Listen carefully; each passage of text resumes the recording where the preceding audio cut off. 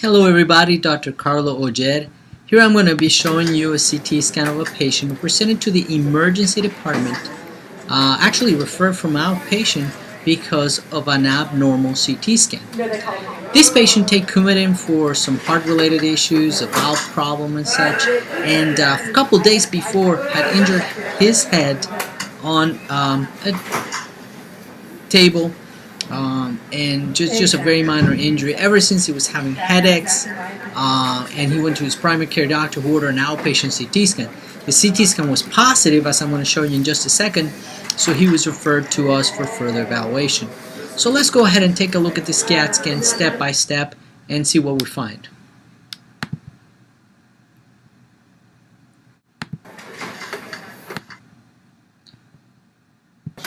So here we are looking at the CT scan. I'm going to go ahead and pause it once I get to an area that I want you to see. Right there, let's try to pause that. And let's make a drawing here. The brain tissue actually stops right there. So all this is actual blood in the subdural space, or a subdural hematoma. I'm going to go ahead and erase that and place some more.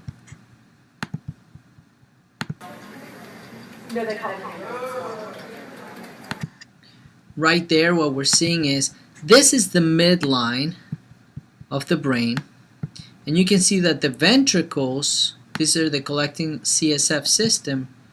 These actually, both ventricles, both the right and left, are all the way in the right side of the brain. So the brain tissue is being pushed this way like that. This is all blood right here, okay? So let's go ahead and erase that and move on.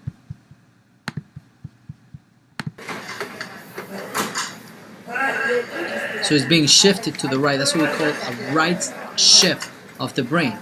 And let's pause it right there. You can see maybe a couple frames.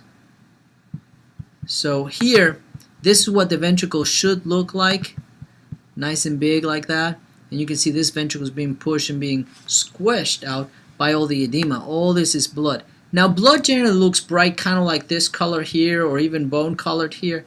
The fact that it's isodense with the brain, one, makes it really hard to diagnose, and number two, it means that it's a couple days old, so the blood is already being digested. Sometimes when we have an acute on chronic subdural hematoma, you can see a layering of brightness here, and the rest is kind of isodense or hypodense. So let's look more at the CT scan here. Moving further down, there you can see all that to the side. You can see there the ventricle is completely squished and it's not even present. And you can see how big this thing is here. Now this patient had no deficits, no weakness of his arms. He was just having headaches, no pupillary eye defects, even though he has significant swelling and edema in his brain and this thing pushing it aside, which tells you anything that happens chronically, not acute, but happens slowly, brain gets used to it. So the patient is obviously at risk of herniation, pushing the brain down. This continues to expand. Now the issue with this patient in particular, he being on Coumadin, his blood was thin. His Coumadin level was too high. Normal is 2.5 to 3. He was 5 point something. So this patient needed medicine to revert the coagulation by giving vitamin K or protamine, and then stopping all anticoagulants, and maybe, depending on what the neurosurgeon thought, whether or not he might need a burr hole or a drill to remove that blood in surgery. So I don't know what happened with this patient, because we had to transfer the patient out to a place where they have neurosurgical capabilities to do this kind of procedure. But what are the learning points here? Anybody on blood thinners, even with minor head injuries, even if they don't have much symptoms, they can develop this kind of thing. So if they develop headaches, nausea, mentation changes, ringing in the ears or weakness, they might have a subdural hematoma. Number two, check the Coumadin level, because a lot of times it'll be too high and needs to be treated. Number three, the whole thing about pupillary defects and mass effect, you don't see that till it's very late and the brain's already herniated. So suspicion needs to be high, and you need to test for this kind of stuff. And that's kind of it. Subdural hematomas. If you look at my channel and search subdural hematoma, the ED exit video, a video about subdural hematoma should come up, which will educate you further on it. Hey, that's it for today. Bye.